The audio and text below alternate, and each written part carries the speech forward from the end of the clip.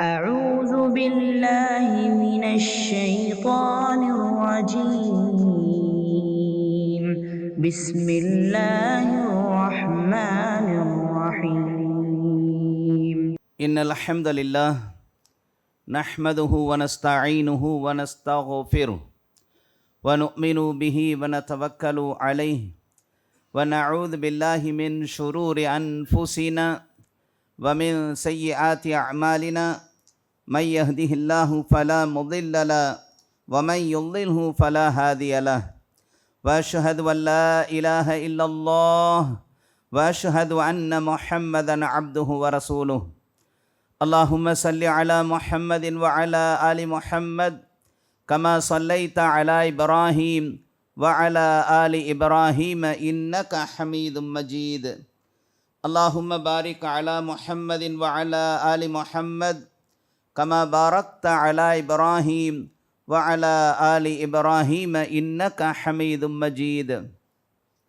أعوذ بالله من الشيطان الرجيم بسم الله الرحمن الرحيم يا أيها الذين آمنوا اتقوا الله حق تقاته ولا تموتن إلا وأنتم مسلمون وقال تعالى يا أيها الناس اتقوا ربكم الذي خلقكم من نفس واحدة وخلق منها زوجها وبث منهما رجالا كثيرا ونساء واتقوا الله الذي تساءلون به والأرحام إن الله كان عليكم رقيبا وقال تعالى يا أيها الذين آمنوا اتقوا الله وقولوا قولا سديدا يصلح لكم أعمالكم ويغفر لكم ذنوبكم ومن يطع الله ورسوله فقد فاز فوزا عظيما إن أحسن الحديث كتاب الله خير الهدي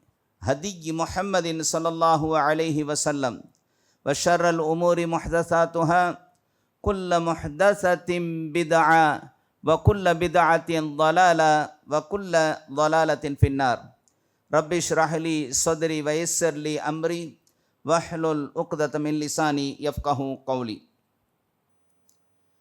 புகழனைத்தும் வல்லநாயன் அல்லாஹ் ஒருவனுக்கே சாந்தியும் சமாதானமும் நம் பெருமானார் முஹம்மத் ஸல்லல்லாஹு அலைஹி வஸல்லம் அவர்கள் மீதும் அவர்களது குடும்பத்தார்கள் மீதும் அவர்களது உற்ற தோழர்களான சஹாபாக்கள் மீதும் தாபஈன்கள் தபஉ தாபஈன்கள் இன்னும் இந்த மார்க்கத்திற்காக தியாகங்கள் பல புரிந்த மார்க்க மூத்த அறிஞர்கள் அனைவர் மீதும் குறிப்பாக நம் அனைவர் மீதும் இறைவனின் சாந்தியும் சமாதானமும் என்றென்றும் நின்றிலங்க பிரார்த்தித்தவனாக இந்த உரையை ஆரம்பம் செய்கின்றேன்.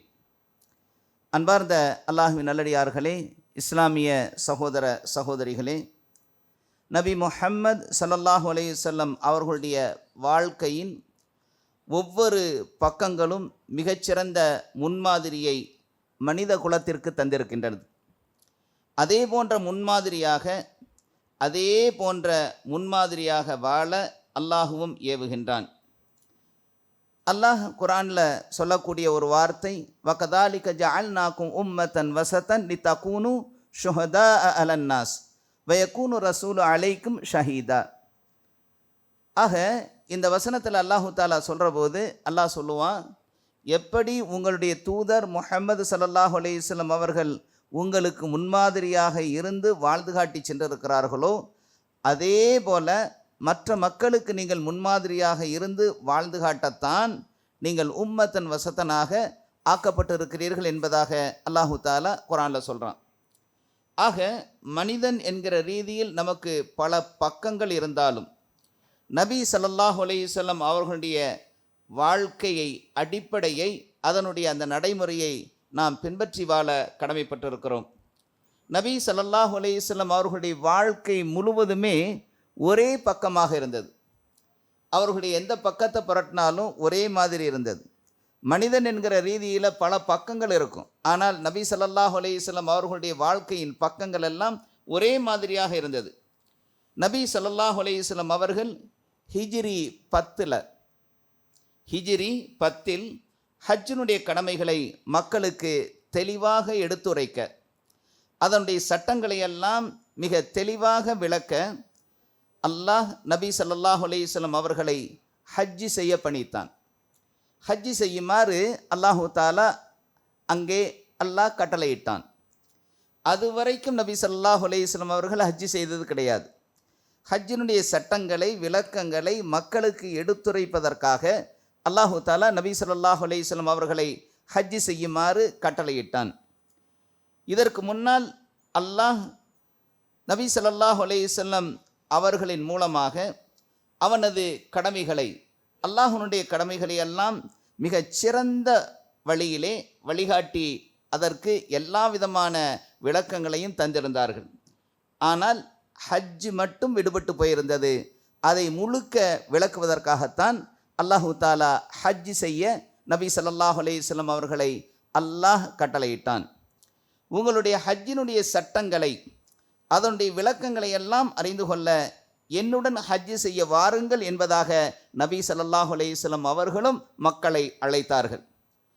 நபி ஸல்லல்லாஹு அலைஹி வஸல்லம் அவர்கள் கூறினார்கள், நான் வரக்கூடிய ஆண்டில், அதாவது அடுத்த வருடம் நான் ஹஜ்ஜி செய்வேனா என்று எனக்கு தெரியாது. ஆகவே ஹஜ்ஜினுடைய விளக்கங்களை அறிய என்னுடன் வாருங்கள் என்பதாக நபி ஸல்லல்லாஹு அலைஹி வஸல்லம் அவர்கள் அழைத்தார்கள்.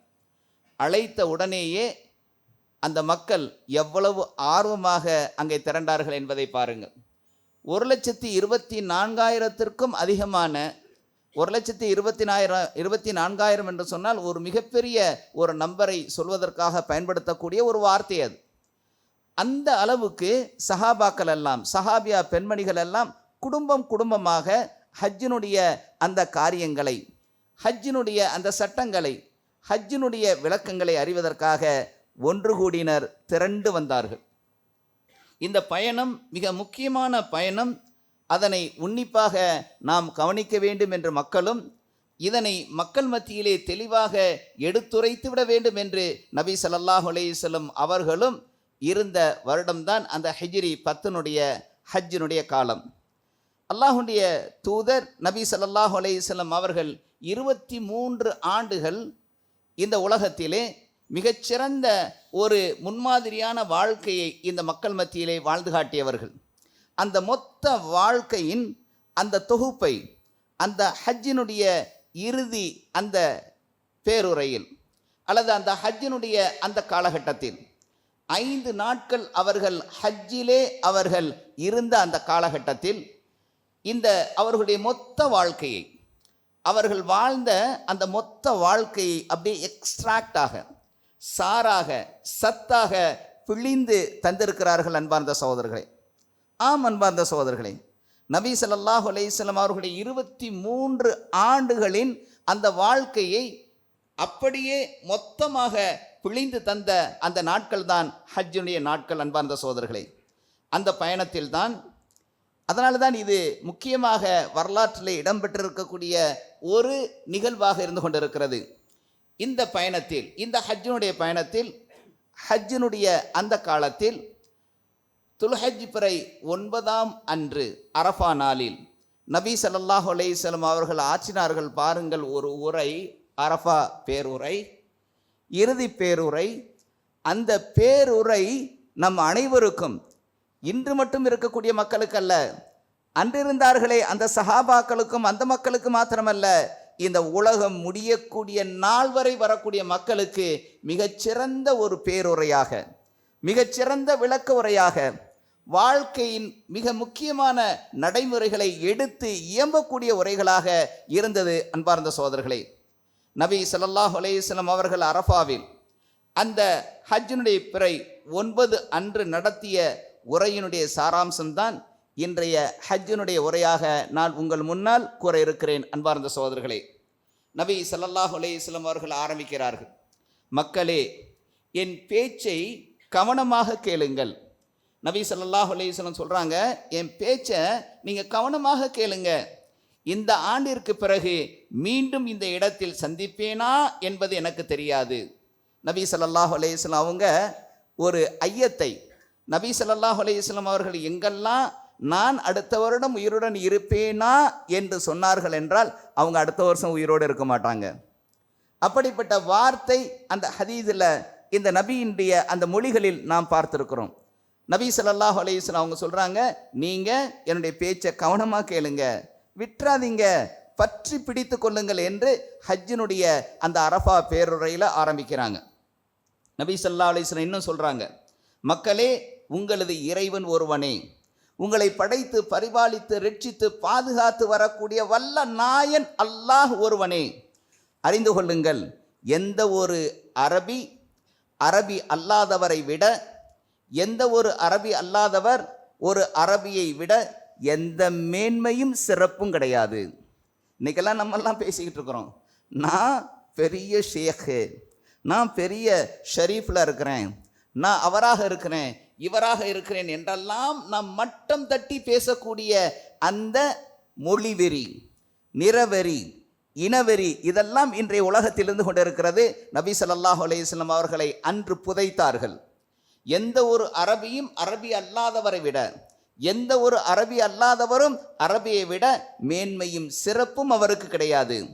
அதே போல எந்த ஒரு வெள்ளையரும் கருப்பரை விட, கருப்பு நிறத்தை உடைய அவரை விட வெள்ளையரோ அல்லது வெள்ளையரை விட கருப்பரோ சிறந்தவர் கிடையாது. யார் தெரியுமா சிறந்தவர்? யார் தெரியுமா சிறப்பும் மேன்மையும் அடைந்தவர்?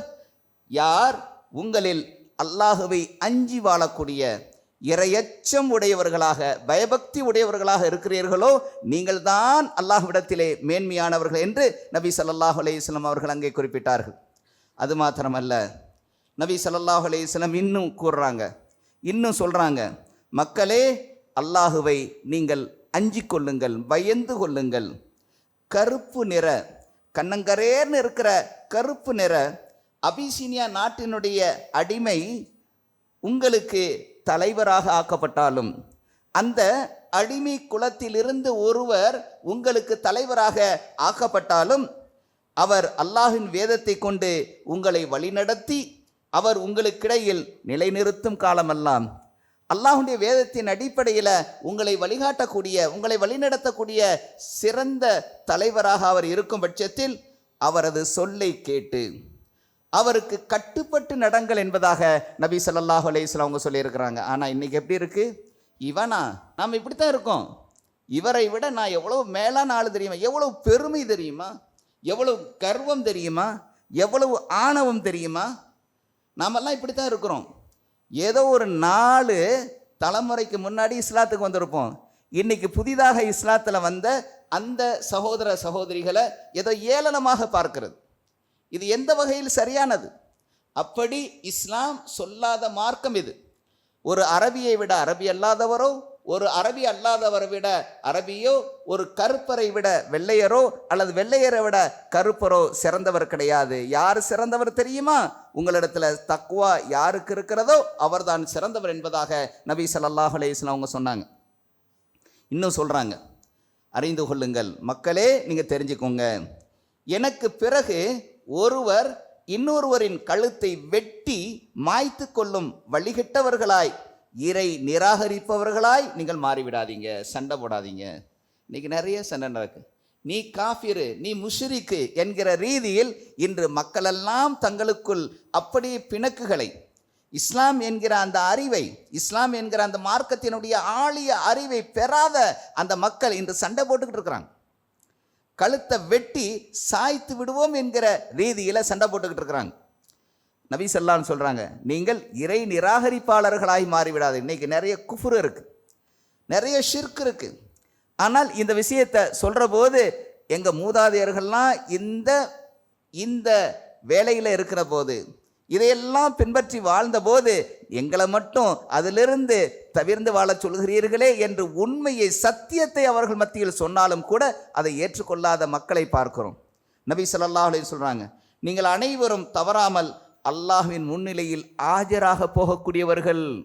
நீங்கள் ஆஜராகணும்.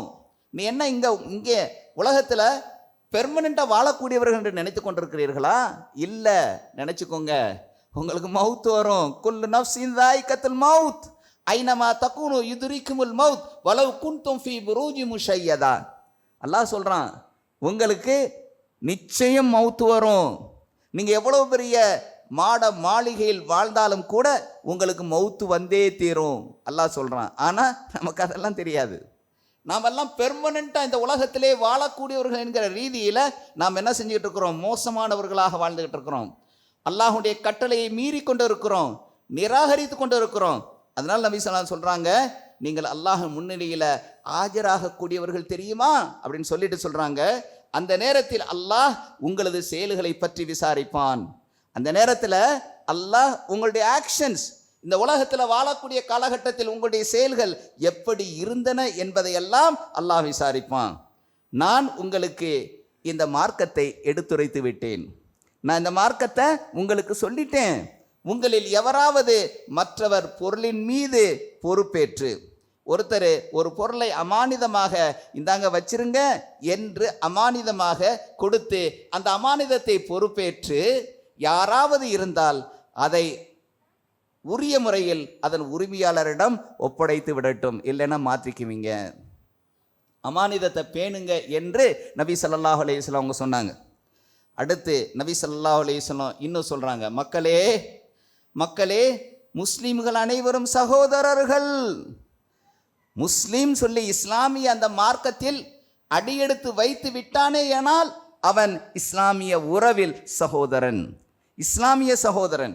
இஸ்லாம் என்கிற மார்க்கத்திற்குள் வந்துவிட்ட அத்துணை பேருமே சகோதரர்கள். ஆக நபி ஸல்லல்லாஹு அலைஹி வஸல்லம் அதை சொல்கிறாங்க. அந்த நேரத்தில் இன்னும் சொல்கிறாங்க, உங்கள் பணியாளர்கள் விஷயத்திலும் நீங்கள் பொறுப்புணர்வோடு நீங்கள் செயல்படுங்க. உங்களுடைய பணியாளர்கள் இருக்காங்க இல்லையா, உங்களுடைய வேலையாட்கள் இருக்கிறாங்க இல்லையா, அவங்கள்ட்ட எப்படி நடந்து கொள்ளணும்னு சொல்கிறாங்க.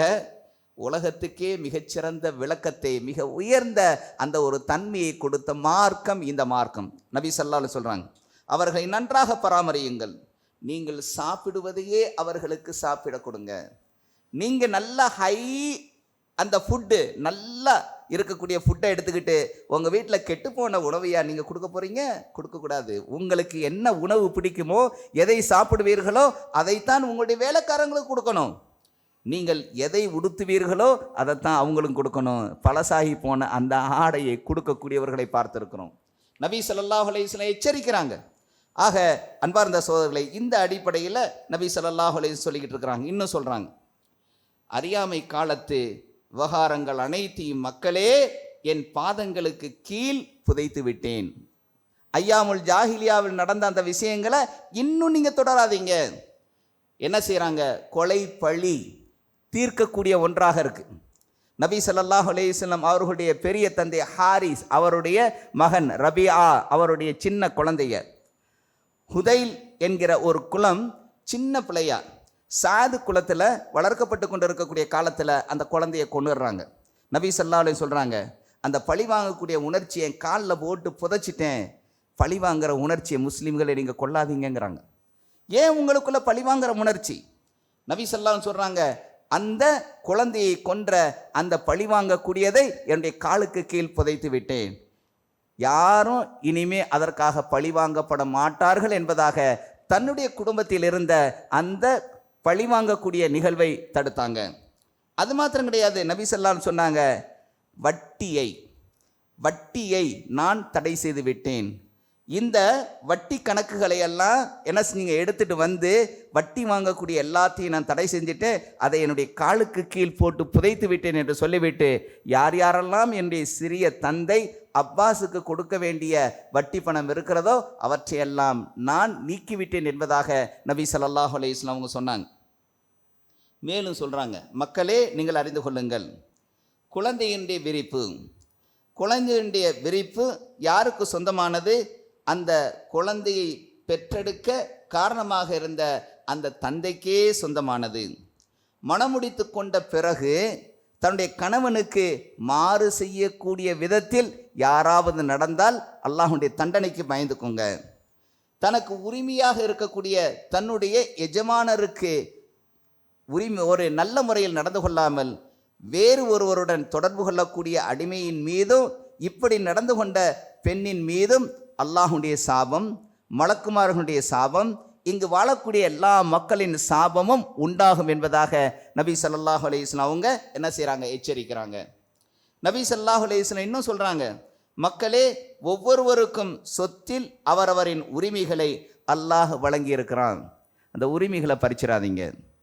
அல்லாஹ் என்ன செஞ்சிருக்கிறான்? உங்களுக்கு சொத்தில் உரிமைகளை தந்திருக்கிறான்.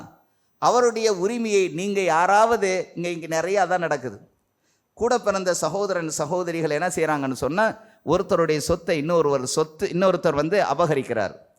சொத்தினுடைய அந்த உரிமையை பறிக்கக்கூடியவர்களாக இருக்கிறாங்க. நபி ஸல்லல்லாஹு சொன்னாங்க, அந்த சொத்துல யாருக்கு உரிமை இருக்கிறதோ அவரிடத்துல அந்த உரிமையை தந்துருங்க, உரிமையை பறிக்காதீர்கள். நபி ஸல்லல்லாஹு சொல்கிறாங்க, பெண்களை நீங்கள் மதியுங்க. இன்றைக்கெல்லாம் பெண் உரிமையை பற்றி பேசக்கூடிய நிறைய பேச்சுக்களை பார்த்துருக்குறோம். நிறைய பெண் உரிமை இயக்கங்கள்லாம் இருக்குது. ஆனால் எந்த ஒரு இயக்கமும் பெண்களை சரியான ஒரு வழியில் அவர்களை செலுத்தக்கூடிய ஒன்றாக இல்லை. அன்பார்ந்த சகோதரர்களே, நபி ஸல்லல்லாஹு சொல்கிறாங்க, கவனியுங்கள் மக்களே, பெண்களின் விஷயத்தில் அல்லாஹுவை அஞ்சிக் கொள்ளுங்கள், அவர்களுக்கு நன்மையையே நாடுங்கள், அவர்கள் உங்களுக்கு கட்டுப்பட்டவர்கள், அல்லாஹ்வுடைய அமானிதமாக நீங்கள் அவர்களை பெற்றிருக்கிறீர்கள். பெண்கள் யார் தெரியுமா? உங்கள் குடும்பத்து பெண்கள் உங்களுக்கு அமானிதம். நபி ஸல்லல்லாஹு சொல்கிறாங்க, எப்படி உங்கள் மனைவியர் மீது உங்களுக்கு உரிமைகள் இருக்கிறதோ அதே போல உங்கள் மனைவியருக்கும் உங்கள் மீது உரிமைகள் இருக்கின்றன. ஏதோ உங்களுக்கு மட்டும்தான் உரிமை இருக்குது, ஆண் ஆதிக்கம் என்கிற ரீதியில் உங்களுக்கு மட்டும் உரிமைகள் இருக்குன்னு நினச்சிங்களா? உங்களுடைய பெண்களுக்கும் உங்களுடைய மனைவிமார்களுக்கும் அந்த கணவன்மார்களுடைய விஷயத்தில் உரிமைகள் இருக்கின்றன. அவர்கள் உங்களுக்கு சிறந்த முறையில் பணிவிடை செய்யட்டும். அவர்களுக்குரிய கடமை என்ன தெரியுமா? பெண்களுக்குரிய கடமை என்ன தெரியுமா? நீங்கள் எவரை விரும்ப மாட்டீர்களோ அவர்கள் வீட்டுக்குள் அனுமதிக்காமல் பார்த்து கொள்ளட்டும். மானக்கேடான செயலை செய்யாமல் இருக்கட்டும். அவர்கள் குற்றம் புரிந்தால் அவர்களை தண்டிக்கலாம். மெலிதாக இரத்தம் வராத அளவில் அவர்களை அடிப்பதற்கு நபி ஸல்லல்லாஹு அலைஹி வஸல்லம் அவர்கள் அனுமதிக்கிறாங்க. இன்னும் சொல்கிறாங்க, மக்களே சிந்தித்து நீங்கள் செயல்படுங்க. எனது பேச்சை கவனமாக கேட்டுக்கோங்க. எனது பிரச்சாரத்தை உங்களிடத்தில் எடுத்துரைத்து விட்டேன். உங்களிடையே அல்லாஹ்வுடைய வேதத்தையும் என்னுடைய வழிமுறையையும் தந்திருக்கிறேன். இவற்றை பின்பற்றும் காலமெல்லாம் நீங்கள் வழி தவற மாட்டீங்க. இன்றைக்கி நம்ம அப்படிலாம் இல்லை. குர்ஆன் சுன்னாங்கிற வார்த்தையை கேட்டாலே பலருக்கு அலர்ஜியாக இருக்குது. குர்ஆன் சுன்னாவா? ஏன் இப்படி சொல்கிறீங்க? இன்னும் நிறையா இருக்குது தெரியுமா? இது இருக்குது அது இருக்குது என்றெல்லாம் நாம் பல வகையான விஷயங்களை, இதெல்லாம் பேஸ் எதுன்னு சொன்னால் குர்ஆன் சுன்னா. ஆகவே நபி ஸல்லல்லாஹு அலைஹி சொல்கிறாங்க, இந்த ரெண்டையும் பின்பற்றி வாழக்கூடிய காலகட்டத்தில் நீங்கள் வழி தவற மாட்டீங்க. நபி ஸல்லல்லாஹு அலைஹி வஸல்லம் இன்னும் சொல்கிறாங்க, மக்களே கேளுங்க, உங்களது இந்த நகரத்தில், அதாவது நபி ஸல்லல்லாஹு அலைஹி வஸல்லம் அந்த அரஃபா பேருரையில் அந்த இடத்துலேருந்து சொல்கிறாங்க, இந்த இடத்தில் தான் வணங்கப்படுவதை பற்றி ஷைத்தான் நம்பிக்கை இழந்து விட்டான்.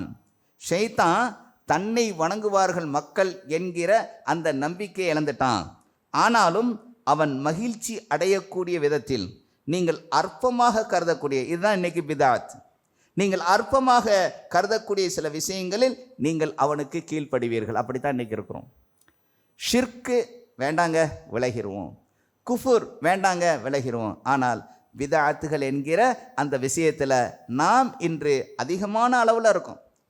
குல்லு முஹ்தஸத்தின் பிதஆ குல்ல பிதஆத்தின் ضலாலா வ குல்ல ضலாலத்தின் ஃபின்னார். நபி ஸல்லல்லாஹு அலைஹி வஸல்லம் சொல்கிறாங்க, மார்க்கத்தில் இல்லாத விஷயங்கள் எல்லாம் புதுமையான பிதாத் ஆகும். இந்த புதுமையான விஷயங்கள் அனைத்தும் வழிகேடுகளாகும். இந்த வழிகேடுகள் அனைத்தும் நரகில் கொண்டு போய் சேர்க்கும். ஆனால் நம்ம என்ன செஞ்சுக்கிட்டு இருக்கிறோம்? சின்ன பிதாத் தானே, இதெல்லாம் என்ன செய்யும் என்கிற ரீதியில் அதை செய்து கொண்டிருக்கிறோம். நல்லா யா வச்சுக்கோங்க, நாளை மறுமை நாளில் நபி ஸல்லல்லாஹு அலைஹி வஸல்லம் அவர்களுடைய கரங்களினால் ஹவுலுல் கௌசர் என்கிற நீர் தடாகத்திலிருந்து தண்ணீர் கிடைக்கும். யாருக்கு கிடைக்கும்? யாருக்கு கிடைக்கும்? இந்த ஹவுலுல் கௌசர் என்கிற இந்த நீர் தடாகத்திலிருந்து தண்ணீர் யாருக்கு கிடைக்கும் தெரியுமா? யார் நபி ஸல்லல்லாஹு அலைஹி வஸல்லம் அவர்களுடைய நபி வழியின் அடிப்படையில், அவர்களுடைய சுன்னாவின் அடிப்படையில் இந்த உலகத்தில் நடந்தார்களோ அவர்களுக்கு கிடைக்கும். அப்படி நடக்காத நபி ஸல்லல்லாஹு அலைஹி வஸல்லம் அவர்களுடைய உம்மத் அந்த தண்ணியை அருந்த வருவாங்க, மலக்குகள் தடுப்பாங்க, வராதிங்க வராதிங்க. நபி ஸல்லல்லாஹு கேட்பாங்க, இவங்க தான் என்னுடைய உம்மத்தே, இவங்க என்னுடைய உம்மத்தை சேர்ந்தவர்களே, இவர்களை ஏன் தடுக்கிறீங்கன்னு சொல்கிற போது சொல்லுவாங்க, இவங்க உம்மத் தான், உங்களுக்கு பின்னால் வந்த அந்த மக்கள் தான், உங்களுடைய அந்த மார்க்கத்தை ஏற்றுக்கொண்டவர்கள் தான். ஆனால் ஆனால் அந்த மார்க்கத்தில் நீங்கள் கற்றுத்தராத, அல்லாஹ் ஏவாத அந்த பிதஅத்துகளை, புதுமையான விஷயங்களை மார்க்கத்தில் கொண்டு வந்து நடத்தியவர்கள் என்று சொன்னபோது நபி ஸல்லல்லாஹு அலைஹி வஸல்லம் சொல்லுவாங்க, சுஹ்கன் சுஹ்கன், அவர்களை நீங்கள் இங்கேருந்து போயிருங்கன்னு சொல்லி விரட்டுவாங்க. ஆக அன்பார்ந்த சகோதரர்களே, ஆக எச்சரிக்கையோடு இருக்கணும், எச்சரிக்கையோடு இருக்கணும். ஷைத்தானுக்கு வழிபடக்கூடிய பிதஅத்துகளிலிருந்து நாம் தவிர்ந்து கொள்ளணும். இன்னும் தஜ்ஜாலை பற்றி கூட நபி ஸல்லல்லாஹு அலைஹி வஸல்லம் அவங்க எச்சரிக்கிறாங்க, மக்களே தஜ்ஜாலை பற்றியும் உங்களுக்கு நான் எச்சரிக்கிறேன். அல்லாஹ் அனுப்பிய எந்த இறை தூதரும் அவனை பற்றி தன்னுடைய சமுதாயத்தாரை எச்சரிக்காமல் இருந்ததில்லை. நபி ஸல்லல்லாஹு அலைஹி வஸல்லம் சொல்கிறாங்க, எச்சரிக்கிறாங்க. மக்களே இன்னும் சொல்கிறாங்க, உங்கள் இறைவனையே நீங்கள் வணங்குங்கள். சொல்கிறாங்க, சொர்க்கம் செல்லக்கூடிய வழி எது தெரியுமா என்று நபி ஸல்லல்லாஹு அலைஹி வஸல்லம் சொல்கிறாங்க. மக்களே உங்கள் இறைவனையே நீங்கள் வணங்குங்கள், உங்கள் இறைவனுக்கே நீங்கள் பயந்து கொள்ளுங்கள், கடமையான 5 வேளை தொழுகைகளை நீங்கள் தவறாது பேணுங்கள், ரமலானிலே நோன்பு நோற்று நீங்கள் வாருங்கள், விருப்பமுடன் ஜக்காத்தை கொடுத்து வாருங்கள். இங்கே ஒரு வார்த்தையை சேர்த்து சொல்கிறாங்க, விருப்பத்தோடு கொடுத்து வாருங்க, கடமை கொடுத்து தான் தீரணும் என்கிற ரீதியில் ஜக்காத்தை கொடுக்காதீங்க, விரும்பி கொடுங்க. அல்லாஹ் கட்டளையிட்டு இருக்கிறான், நான் விருப்பத்தோடு அந்த ஜக்காத்தை கொடுப்பேன் என்று நீங்கள் கொடுங்க என்று நபி ஸல்லல்லாஹு அலைஹி வஸல்லம் சொல்கிறாங்க. ஆனால் இன்றைக்கி பலர், ஐயோ இது கடமையாயிருச்சே, நான் குற்றவாளி ஆயிடுவேனோ என்று ஒரு கடமையாக ஃபார்மலாக இந்த ஜக்காத்தை கொடுக்கக்கூடிய மக்கள் இருக்கிறாங்க. நபி ஸல்லல்லாஹு அலைஹி வஸல்லம் சொல்கிறாங்க, நீங்கள் ஜக்காத்தை விருப்பத்தோடு கொடுத்துருங்க, அல்லாஹுடைய இல்லத்தை ஹஜ்ஜி செய்யுங்கள், உங்களில் அதிகாரம் உடையோருக்கு நீங்கள் கட்டுப்பட்டு நடங்கள், நீங்கள் சொர்க்கம் செல்வீர்கள் என்பதாக நபி ஸல்லல்லாஹு அலைஹி வஸல்லம் அவங்க சொல்கிறாங்க. அடுத்து பாருங்கள், குற்றவாளி கூண்டில் நிற்கக்கூடிய அந்த மக்கள் அவங்க மட்டும்தான் தண்டிக்கப்படணும். நபி ஸல்லல்லாஹு அலைஹி வஸல்லம் ஒருவர் குற்றம் செய்தால் அதற்கான தண்டனை அவருக்கு மட்டுமே கொடுக்கப்படும். மகனுடைய குற்றத்திற்காக தந்தையோ, தந்தையினுடைய குற்றத்திற்காக மகனோ தண்டிக்கப்பட மாட்டார். மக்களே எனக்கு பின் எந்த ஒரு இறை தூதரும் இல்லை, உங்களுக்கு பின் எந்த ஒரு சமுதாயம் இல்லை என்பதாக நபி ஸல்லல்லாஹு அலைஹி வஸல்லம் அவங்க சொல்கிறாங்க. சொல்லிட்டு இன்னும் சில விஷயங்கள்லாம் இருக்குது. நபி ஸல்லல்லாஹு அலைஹி வஸல்லம் அந்த மக்கள்கிட்ட கேட்குறாங்க, மக்களே என்னுடைய தூது செய்தியை உங்கள்கிட்ட நான் சமர்ப்பித்து விட்டேனா கேட்குறாங்க. கூடியிருந்த அத்தனை மக்களையும் அப்படியே சுட்டி காட்டி கேட்குறாங்க, மக்களே நான் என்னுடைய தூதுத்துவ செய்தியை உங்களிடத்தில் சமர்ப்பித்து விட்டேனா, சொல்லிட்டேனா, சரியாக உங்களிடத்தில் விளக்கியிருக்கேனா என்று கேட்டபோது அங்கிருந்த மக்களெல்லாம் அழுது கொண்டே சொன்னார்கள், யா ரசூலுல்லாஹ், நீங்கள் எங்களுக்கு உங்களிடத்தில் வந்த அந்த வகை செய்தியெல்லாம் சமர்த்து விட்டீர்கள், நீங்கள் எல்லாத்தையும் எங்களிடத்தில் ஒப்படைத்துட்டீங்க, எல்லாத்தையும் எங்கள்கிட்ட விளக்கிட்டீங்க என்று சொன்னபோது நபி ஸல்லல்லாஹு அலைஹி வஸல்லம் அழுது கொண்டே தன்னுடைய கைகளை இப்படி உயர்த்தி, யா அல்லாஹ், யா அல்லாஹ், இதற்கு நீயே சாட்சி யா அல்லாஹ் என்பதாக நபி ஸல்லல்லாஹு அலைஹி வஸல்லம் அவங்க சொன்னாங்க. அந்த நேரத்தில் தான் ஒரு ஆயத்து இறங்குச்சு. அந்த நேரத்தில் இறங்கிய ஆயத்து என்ன தெரியுமா? அல் யௌம அக்மல்து லக்கும் தீனக்கும் வ அத்மம்து அலைக்கும் நிஅமதி வ ரضيت லக்கும் அல் இஸ்லாம தீனா. இன்றைய தினம் உங்களுக்காக உங்களுடைய மார்க்கத்தை முழுமையாக்கி விட்டேன். அல்லாஹ் சொல்கிறான், இன்றைய தினம் உங்களுக்காக உங்களுடைய மார்க்கத்தை முழுமையாக்கி விட்டேன், மேலும் நான் உங்கள் மீது என்னுடைய அருள் கொடையை பூர்த்தியாக்கி விட்டேன், இன்னும் உங்களுக்காக நான் இஸ்லாம் என்னும் இந்த மார்க்கத்தையே தேர்ந்தெடுத்து கொண்டேன் என்பதாக அல்லாஹு தாலா அந்த வார்த்தையை சொன்னாங்க. அத்தோடு அந்த பேருரை முடிவடையுது. அன்பார்ந்த சகோதரர்களே, ஆக அன்பார்ந்த சகோதரர்களே, இந்த அரஃபா பேருரை என்பது வாழ்க்கையினுடைய எல்லா நிலைகளுக்கும் பயன்படக்கூடிய மிகச்சிறந்த அறிவுரை, மிகச்சிறந்த அறவுரை. ஆகவே இந்த உரையை கேட்கக்கூடிய நாம் அந்த உரையின் அடிப்படையில் வாழக்கூடிய மக்களாக வல்ல நாயன் அல்லாஹ் ஆக்கி அருள் புரிவானாக. வ ஆகிர் தஅவானா அனில் ஹம்துலில்லாஹி ரப்பில் ஆலமீன்.